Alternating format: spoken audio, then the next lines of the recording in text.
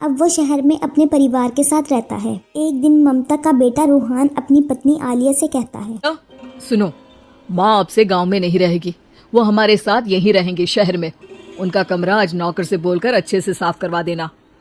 आज तो मेरी किटी पार्टी है, फिर मुझे जिम और फिर शॉपिंग। ठीक है, कल करवा दूंगी। अच्छा, लेकिन माँ के सामने ये कपड़े नहीं चलेंगे। हाँ, तुम्हें साड़ी या सूट पहनना होगा। अरे बिल्कुल भी नहीं, मेरी मम्मी पापा ने इतना पैसा लगा के शादी इसलिए नहीं की थी कि मैं अपनी मर्जी के कपड़े पहन ओढ़ भी ना सकूं। अरे चलो, गुस्सा मत हो, लेकिन कुछ दिन तो माँ की खुशी के लिए कर सकती हो ना। लेकिन आलिया मानती नहीं। माँ आती है सिंपल सी साड़ी और चप्पल पहनकर। अरे रोहन, मैं उनके साथ कैसे रहूंगी? मेरी फ्रेंड्स क्या कहेंगी? ये तो पूरी गवार लग रही है। आलिया, माँ गांव में रहती थी इसलिए ऐसी हैं। तुम आज ही माँ के साथ जाकर उनकी पसंद की शॉपिंग करवा देना। इनके साथ घर के अंदर रहना मुश्किल है, बाहर तो मैं कभी भी नहीं जाऊँ। इनको आलिया पर गुस्सा आ जाता है। माँ, ओ माँ। हाँ बेटा। वो माँ को ले जाने के लिए इनका हाथ पकड़ता है कि अरे माँ, तेरे हाथ अभी तक इतने कड़े हैं, तूने इसका कोई इलाज नहीं किया?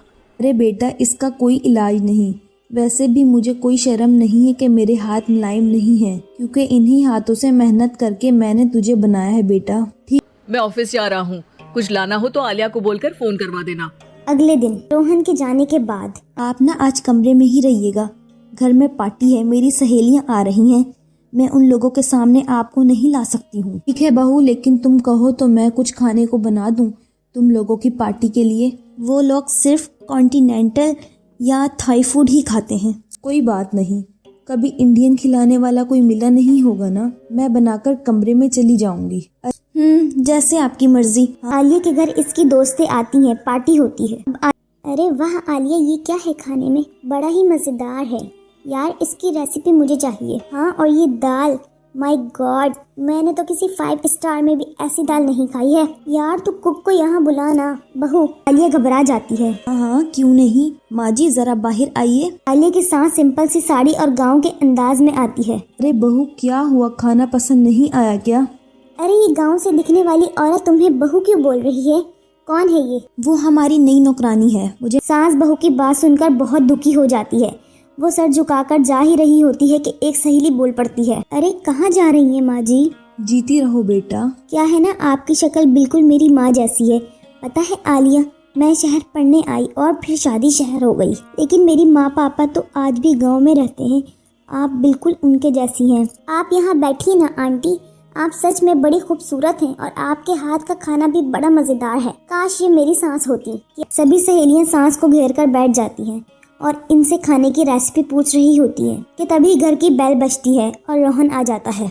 अरे क्या बात है, आज आप लोग हमारे घर में, और ये लोग तो मुझे आलिया से ज्यादा माँ की सहेलियाँ लग रही हैं।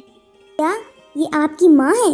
लेकिन आलिया ने तो कहा कि ये इनकी नौकरानी है और उन्होंने भी नहीं बताया।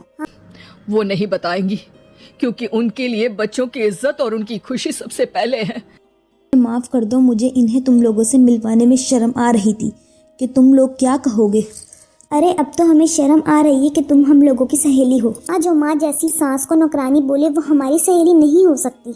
ये बोलकर सभी वहाँ से जाने लगती हैं कि सास बोलती है, आलिया की तरफ से मैं तुम लोगों से माफ़ी मांगती हूँ। इसने जो कहा इसके लिए मैं इसे माफ़ करती हूँ। अब तुम लोग भी उसे माफ़ कर दो, क्योंकि अगर तुम लोगों ने उससे दोस्ती तोड़ी तो फिर मेरे हाथ का खाना कैसे खाओगी? नहीं नहीं आंटी, ज़रूर आएंगे, लेकिन अब आलिया की नहीं बल्कि आपकी सहेली बनकर।